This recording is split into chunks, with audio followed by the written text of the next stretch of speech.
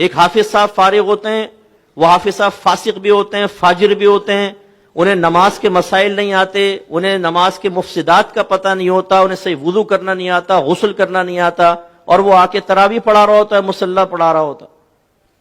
ناراض مت ہوئیے گا، ہماری مسجد کمیٹی اس کا امتحان لینے کے لیے یہ نہیں پوچھتی کہ تمہیں کچھ مسائل پتہ ہے کہ نہیں پتہ، تم امامت کرو گے۔ وہ کہتے ہیں 2 رکعت نماز پڑھ کے سنائیں ذرا، ہم دیکھتے ہیں، ہمارے نمازی ٹیسٹ لیں گے آپ کا کہ آپ کیسا پڑھتے ہیں۔ یہ 2 رکعت وہ اخلاص کے ساتھ پڑھ لے، میرا تو حسن ظن قائم ہو ہی نہیں سکتا۔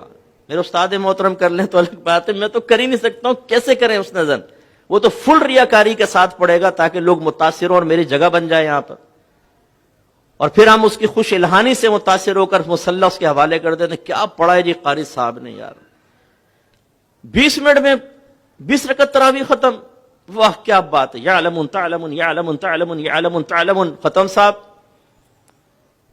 تو جہالت کا عالم یہ ہے کہ کوئی ہم صرف حفظ کروا کے سمجھتے ہیں کہ ہو گیا معاملہ، اور وہ خواب دیکھ رہے ہوتے ہیں۔ اگر کوئی حافظ بیٹھا بھی ناراض مت ہو، لیکن نبی کریم صلی اللہ علیہ وسلم نے حافظ کے لیے جو فضیلت بیان فرمائی اسے مقید کیا ہے عمل کے ساتھ۔ رحمت کونین صلی اللہ علیہ وسلم ارشاد فرماتے ہیں کہ جس نے قرآن کو یاد کیا پھر اس کے حلال کو حلال اور حرام کو حرام جانا، وہ بروز قیامت اپنے خاندان میں سے 10 ایسے افراد کی شفاعت کرے گا جن پہ جہنم واجب ہو چکی ہے۔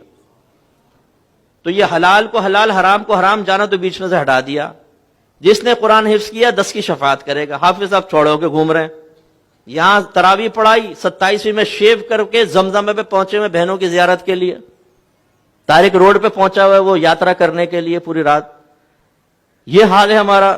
تو ناظرہ حفظ، اس کے بعد 6 کلمے، ایمان مفصل، ایمان مجمل۔ یہ 6 کلمے نبی کریم سے منقول نہیں ہے، تو بعد کی ایجادات ہیں۔ ایمان مفصل، ایمان مجمل بعد کی ایجاد ہے، یہ بھی نہ یاد کریں آپ 6 کلمے۔ یہ جو بے وقوف قسم کے بعض لوگ ہوتے ہیں جو ان 6 کلموں کو کسی انسان کے مذہبی ہونے کا معیار قرار دیتے ہیں۔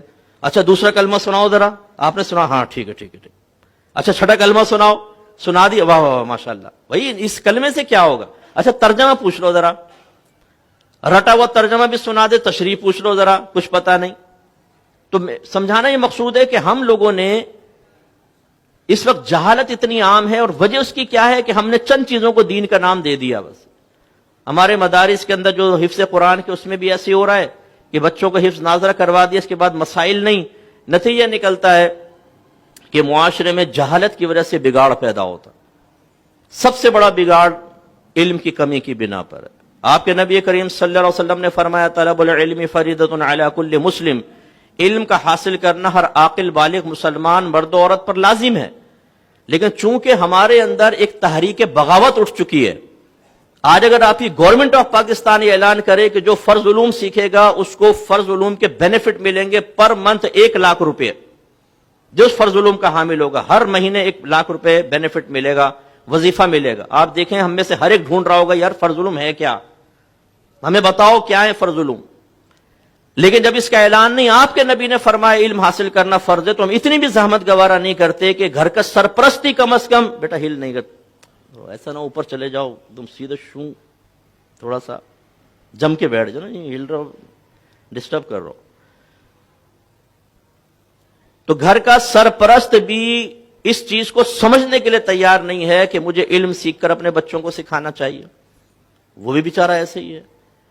تو نتیجہ یہ ہے کہ ہمارا آج معاشرے کے اندر جو بگاڑ نظر آتا ہے اس کی بہت بڑی وجہ جہالت ہے۔